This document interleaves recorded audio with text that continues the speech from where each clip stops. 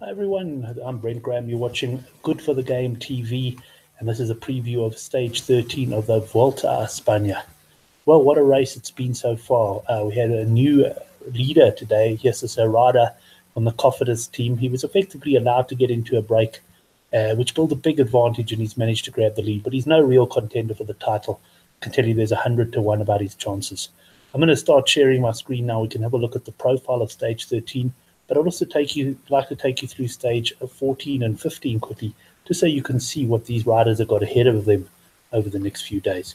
Let's quickly nip to stage 13, and we see what we've got in store for us tomorrow. We've got 174.8 kilometers, a Cat 1 climb that looks like quite a brute about halfway through.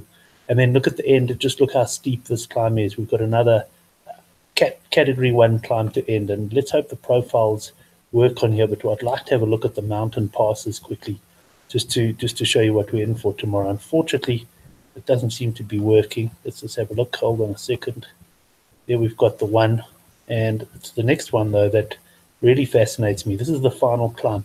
Just look how steep those final ramps are. It's actually not that bad early on, but in the last couple of Ks, you got ramps of 15%, 19.5%.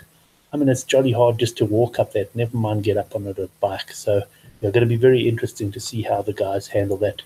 Perhaps let's start off, though, with a look at the overall classification. We got Herrada.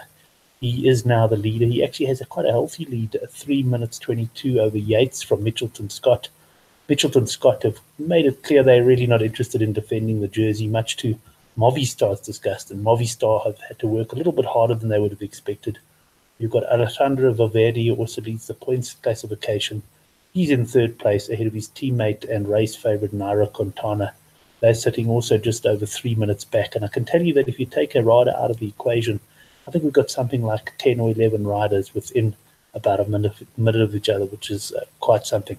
We'll pop across to World Sports Betting for the outright markets. I can tell you that my two favourite cycling betting sites are World Sports Betting and Sunbet.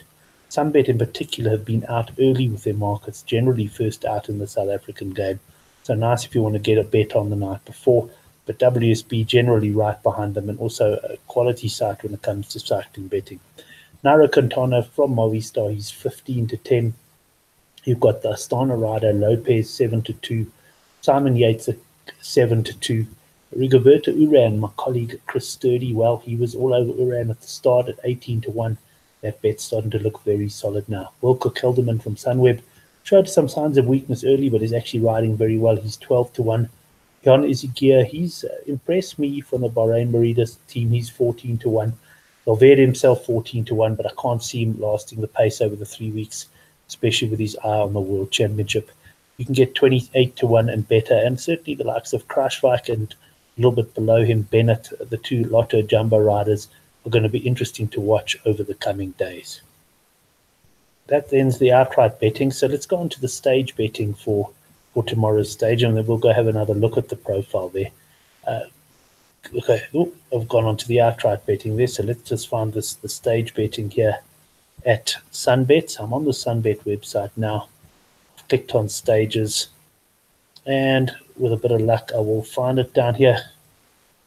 And in fact, I was on it all along. I didn't see the price, but Quintana is in fact the favourite at 7-1, ahead of Lopez at 17-2. Yates 9-1. We've got Micah 15-1. Michael Woods 15-1 and 18-1 and better the balance. You can clearly see from the betting here that there is some indecision or some doubt as to whether this stage is going to go to the break or is going to go to the general classification contenders. If it does go to the GC contenders, then obviously Quintana and Lopez will probably fight it out. But this is the sort of stage where I'm not convinced that the GC boys will fight it out, because if we have a look at this profile again, we'll go back to the stage profile. It is very, very difficult. I mean, even today's stage wasn't meant to be that tough, but it's just the type of rolling terrain and tough roads they're riding at the moment, sapping the energy. I think there's a lot of tired riders out there. We're going to see absolute carnage over the next few days. I do think that a strong break will get away tomorrow, and I'm not convinced that any of the teams will really be willing to work hard the whole day to pull it back. The possible exception being Astana. If they want Lopez to go to the stage, they may do the work, but I'm sort of betting 70-30 here in favor of the break. And for that reason, I'll be looking to back someone who will be given freedom to get into the break and also has the legs to finish it off. So let's go back to the betting now at Sunbet. And one of the guys I did mention is actually my headline fancy for the stage, and that is Michael Woods, the teammate of Iran. He's 15-1 for the win and 4-1 for a top three. I don't often bet top three in cycling. I tend to go win only because sometimes your guy's got as much chance of winning as he does of even making the break, if that makes any sense. But it's one of those things where if Woods is there, I'm quite happy if he is in the break just to have him at 15-1 for the win. He certainly has shown good legs so far in the Vuelta.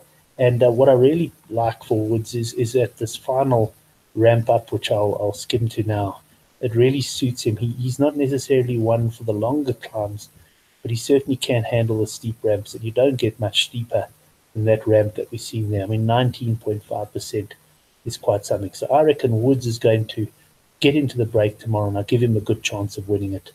I think I'm probably going to leave it at that as far as the betting goes. There are, of course, match bets. I had a nice one in today's stage where I caught Peter Sagan at 11-10 to beat Viviani.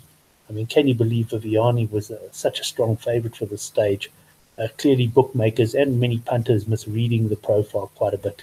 There was never much chance of the stage going down to a sprint finish. Having a look down the list, just a couple that do catch my eye from the break. Obviously, Mollem has been going well, but perhaps fading out of contention at key points and stages. Astana rider Frail, he's always thereabouts on these sort of stages. My second pick, though, would be Henao. He hasn't been at his best of late, but he is starting to show signs of finding his legs, and I may just have a little saver on him at 20-1. That then is a Volta Stage 13 previewed. I'm going Michael Woods 15-1 at Sunbet. You can also get 4-1 on the place, but I'm going to just stick with a win-only bet. We'll no doubt be back over the weekend because I love mountain stages of the cycling, and I'm sure I'll even have a colleague or two link up with me to preview those. Thanks very much for watching this preview. You can subscribe to our channel by clicking below to make sure you don't miss any of our videos. And as for me, I'm going to go back to watching the golf before I hit the sack. Enjoy the cycling.